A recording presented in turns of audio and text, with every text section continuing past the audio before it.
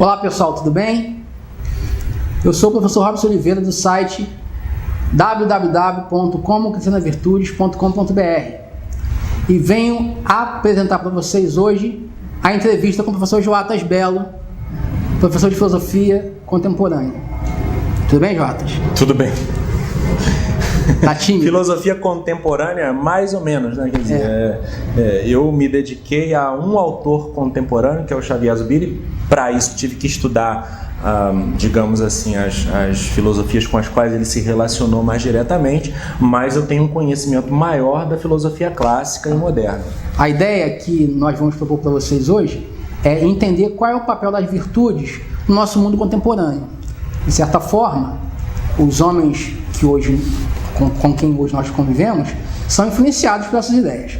Então, Joatas, de uma forma muito simples, tá? Sem nenhum problema, nenhum perigo de cometer uma heresia filosófica, eu queria começar com uma pergunta assim: qual é o papel que você atribui, ou que você acha que tem, às virtudes no nosso momento histórico?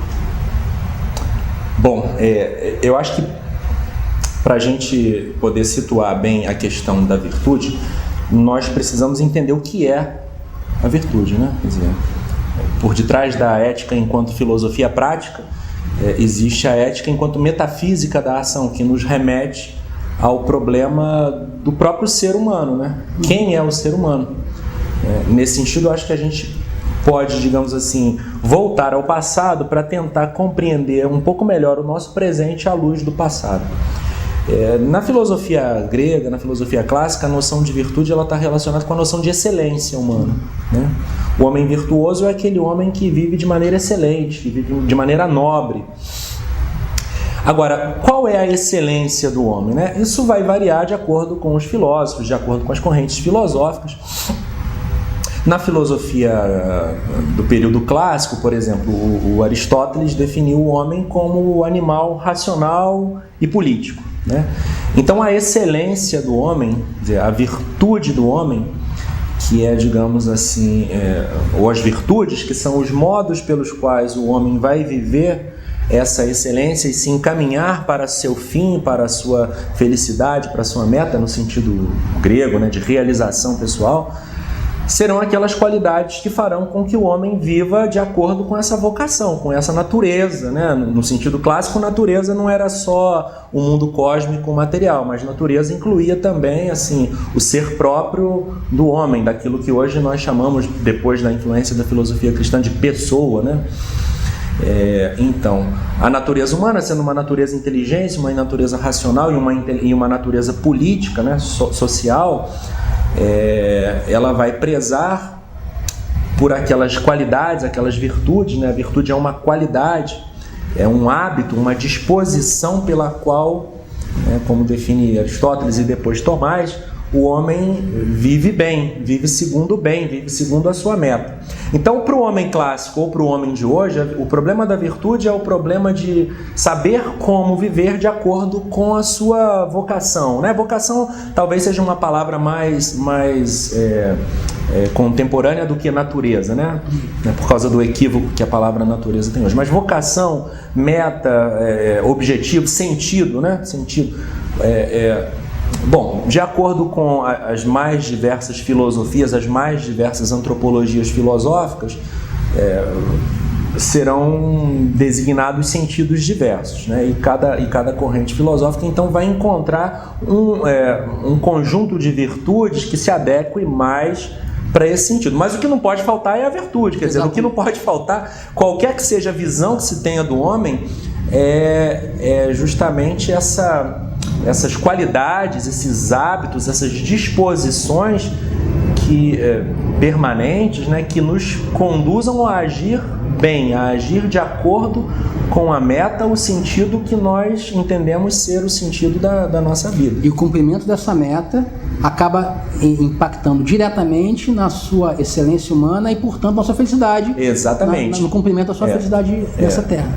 Quer dizer, mesmo que existam figuras de felicidade diferentes, nenhuma delas pode prescindir de hábitos bons que nos encaminhem à concretização dessas figuras. Mas aí vem uma pergunta que eu queria provocar.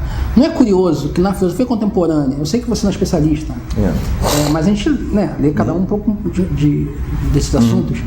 Por que se perdeu a perspectiva das virtudes? Porque, pensa bem, quem aqui fala de virtude na contemporaneidade? Nietzsche fala de ressentimento, que é um sentimento, uma paixão, que não é comum. Excetuando Max Scheler, que trabalhou todo o seu período acadêmico sobre virtude, eu não lembro de nenhum autor que, por exemplo, fale da virtude da laboriosidade, da virtude da pontualidade, da virtude da paciência. Quer dizer, essas virtudes que nos cercam a todo momento, ninguém trata. Só trata das virtudes que são raríssimas e que ninguém sabe o que significa, como, por exemplo, o ressentimento de Nietzsche. Por que, a pergunta agora eu vou fazer a pergunta, por que as virtudes que tocam a cada indivíduo parece que ficam uma sombra no nosso tempo? Na verdade, eu penso que houve um empobrecimento da noção de virtude ao longo da filosofia moderna, começando lá no Renascimento com Maquiavel, que reduziu a virtude à astúcia política, a capacidade de, digamos assim, lidar com a questão do poder. E depois o próprio liberalismo, clássico, econômico, com a ideia, com a redução também, por exemplo, da noção de honestidade, o honesto, que na filosofia clássica, na filosofia tomasiana, o honesto é o bom no sentido de o excelente, A honestidade Tomás define inclusive como uma beleza inteligível, como bondade, como sinônimo mesmo de virtude. Na filosofia liberal, que digamos assim passou a dominar a cena na modernidade, honesto é o que cumpre os contratos, quer dizer, então, houve um reducionismo. Houve uma mudança na compreensão sobre natureza humana que impactou a compreensão do bem e da virtude. Exatamente. Então, quando não tem mais uma metafísica objetiva, o que resta é a lei kantiana. Então, estamos ainda sob a égide de Kant na perspectiva. Quer dizer, no liberalismo a gente tem essa redução da honestidade ao cumprimento dos contratos. Então, hoje em dia a gente vê isso ainda, quem é a pessoa considerada honesta? Que paga suas contas em dia. Isso é importante? É claro que é importante. Mas é muito pouco. Mas é muito pouco, eu pago meus impostos. As pessoas falam, eu pago meus impostos, pago minhas contas, não devo nada a ninguém. Fez o mínimo e acha que é o servo inútil, É o servo inútil da vida. Agora, ou então a eficiência, que é outra das duas grandes virtudes liberais modernas, que é a capacidade de efetividade econômica. Mas isso é muito pouco, isso é importante, mas não. Mas depois o socialismo piora ainda as coisas, porque virtude para o socialismo vai retomar aquela noção maquiavélica, quer dizer, o sujeito é virtuoso na medida em que trabalha pela consecução do comunismo, quer dizer, então tanto faz se ele na vida dele age torpemente, contanto que ele lute pela realização da ideologia socialista.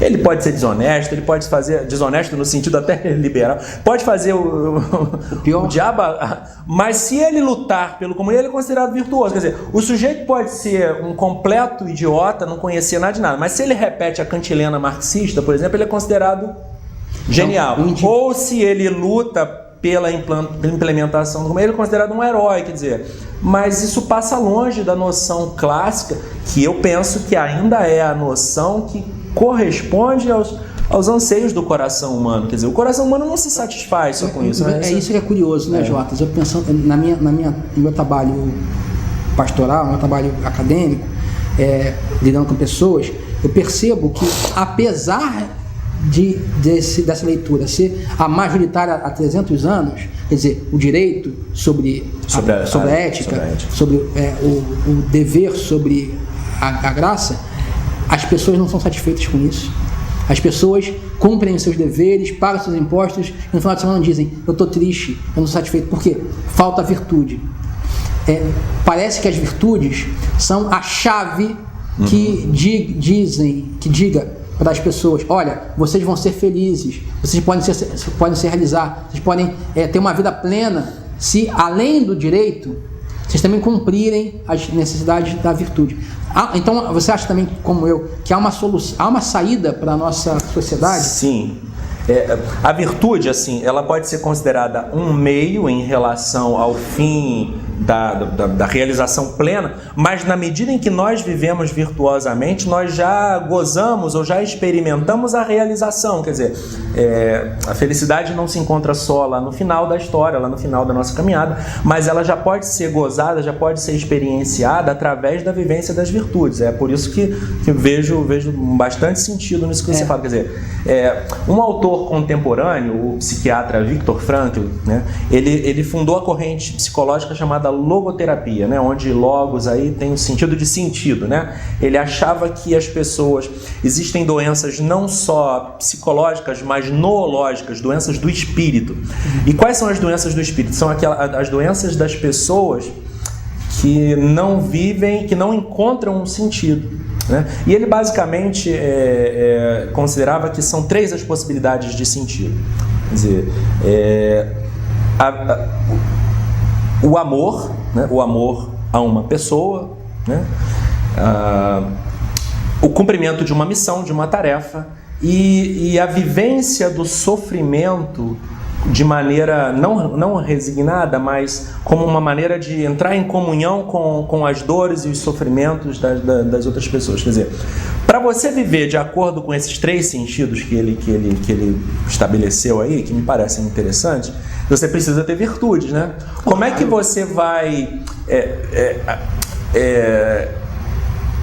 encarar o sofrimento de maneira madura se você não tiver a virtude da fortaleza? Né? Não é possível. A fortaleza que no campo das virtudes teologais ou teológicas é, digamos assim, suplementada ou complementada pela virtude da esperança, né? Que nos permite perseverar nessa fortaleza. Você precisa da virtude da força, você precisa da abnegação, da virtude da entrega, né? Para você poder encarar o sofrimento de frente, para você se entregar a uma tarefa, para você se entregar a um amor. Muitas vezes a gente se decepciona no nosso amor, a gente briga, inclusive com nossa esposa, com os nossos filhos, mas, quer dizer, a gente tem que encarar a vida de uma maneira positiva. O que nos permite encarar a vida de maneira positiva é a virtude, é o hábito positivo, né? Me parece que esse é um segredo muito bem guardado das vidas felizes, né? Pensando bem assim, como você está dizendo, na nossa vida concreta, a gente vê pessoas que são felizes, são satisfeitas. Essas pessoas têm enormes virtudes, né? A virtude da fidelidade, né? Pessoas que passam a vida sendo fiéis às suas promessas, não só matrimoniais, profissionais, né? As pessoas que são felizes na sua vida, né? Que por cumprir suas promessas, nós olhamos uma pessoa íntegra, inteira, que não tem vida quebrada, fragmentada. Então, para nós, são valores, né, que nós mas isso por causa de quê? Das virtudes que elas exercitaram a vida inteira. Apesar de aqui e ali pode ter uma queda, por exemplo, ninguém é temperante o tempo inteiro, né? Tem a Páscoa chegando, tem o Natal, então, mas ordinariamente você é temperante, você é paciente. E hoje em dia se perdeu a confiança que haja pessoas que sejam honestas, sem senões, ou que sejam sempre abnegadas, sem segundas intenções. Quer dizer, nós vivemos um tempo tão torpe que se desconfia até da possibilidade da virtude. Quando você vê assim, essa pessoa aqui ela é fiel, a pessoa fala, não é possível. Quer dizer, nós medimos os outros com a nossa régua, não é? Um pouco dessa desconfiança, né, veio justamente daqueles filósofos da desconfiança, né? O Freud, com a ideia da psicanálise. Não existe bem, sempre existe uma segunda intenção que... Mas nós temos que lembrar, esse é o objetivo do nosso projeto, né? Não é possível que alguém seja de verdade honesto, de verdade abnegado. Nós conhecemos pessoas, né? Eu e você, que são de fato abnegadas, que doam a vida por inteiro, sem senões às pessoas. A gente tem que gritar aos telhados. É possível sim abnegação, é possível ser fidelidade às suas promessas matrimoniais, profissionais, é possível. Não há só pilantra, né? Se a gente mede a vida pelo jornal, a gente vai concluir que não há mais saída, mas há saída.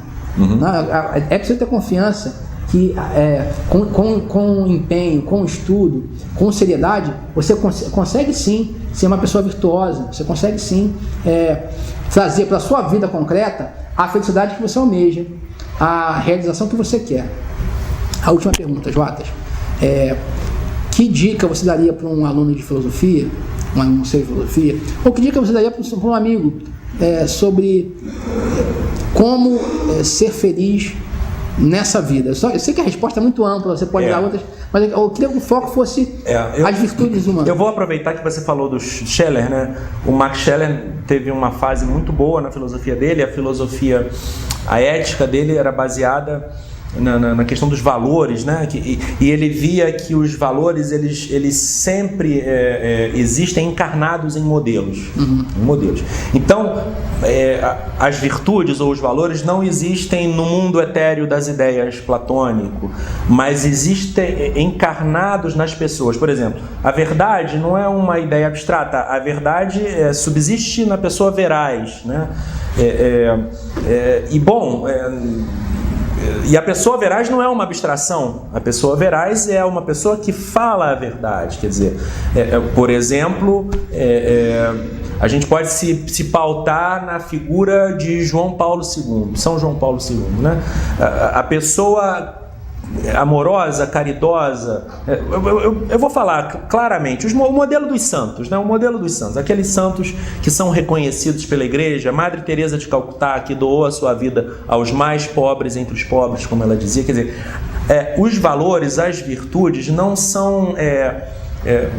da mesma forma que Deus no Antigo Testamento disse a Moisés, né? A lei não está tão longe assim como que não possas alcançá-la, mas foi escrita no teu coração, e essa lei, os valores, as virtudes, né?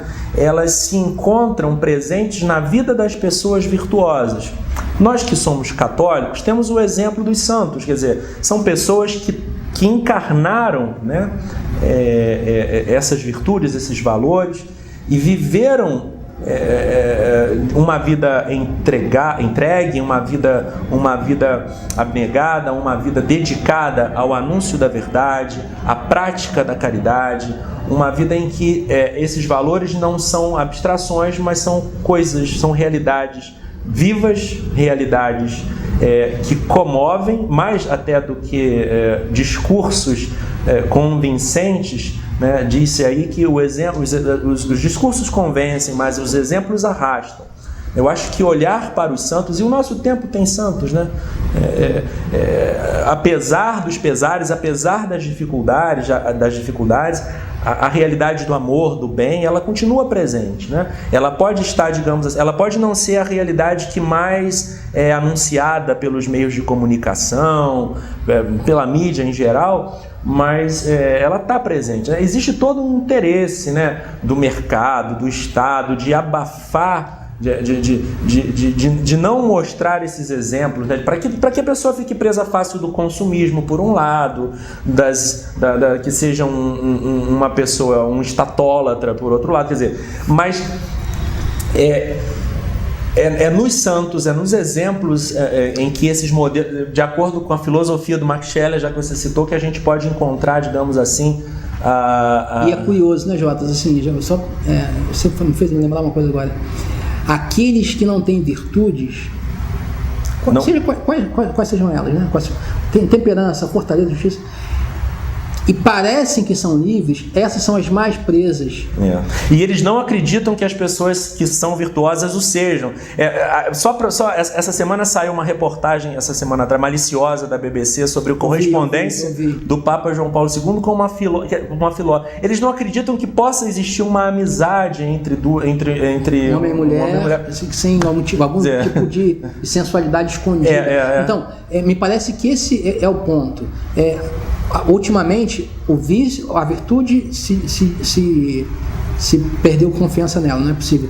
Mas o vício impede que as pessoas vejam que há uma vida para além daquele vício que as toma. Por exemplo, o dependente químico acredita de verdade que nada além da dependência ou da droga. Quer dizer, é necessário lembrar para essas pessoas que há uma vida sim para além do vício, que é a vida de virtude. Claro que para isso exige estudo, esforço, grande parte de dedicação para que você rompa com a situação de pecado, no caso, se for um pecado, ou simplesmente de um defeito. Por exemplo, falha, né? a preguicinha na segunda-feira. Por que você não chega no trabalho cedo? Você acorda tarde, meu filho. Acorde cedo, você vai chegar na hora.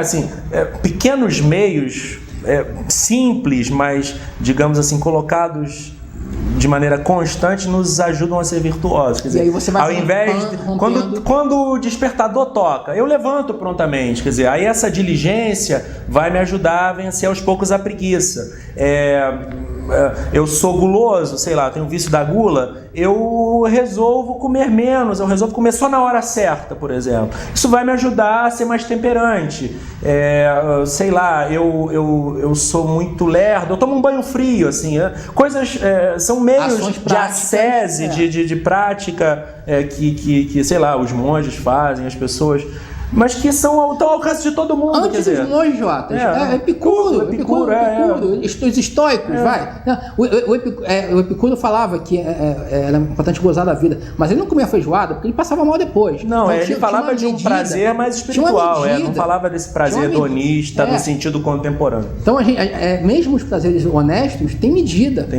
Para que você não sofra depois. Né? O vinho é bom, mas até certa medida. Depois vem o porre, ninguém gosta do porre depois do vinho. Então, essas coisas que precisam ser levadas para que nós... Eu sou uma pessoa dispersa, então assim, eu não chego em casa e ligo a TV e fico passando o canal, assim, então para quê? Que eu seja objetivo, eu quero ver algum programa, então eu boto no canal. São pequenas coisas assim, que pequenas atitudes que vão ajudar a Bom, Joatas, muito obrigado pelo nosso bate-papo. Por nada, não sei se ajudei muito não. Sempre bom. É bom porque nós percebemos a virtude encarnada, né? A virtude que nos cerca, que estamos aqui. Então, muito obrigado, você está ajudando muitas pessoas no nosso projeto e conto com você para a próxima vez. Pessoal, quem gostou, curte aí o vídeo no site, curta nossa página no Facebook e assine nosso canal lá no YouTube, viu? Um abraço, até a próxima e tchau. Tchau.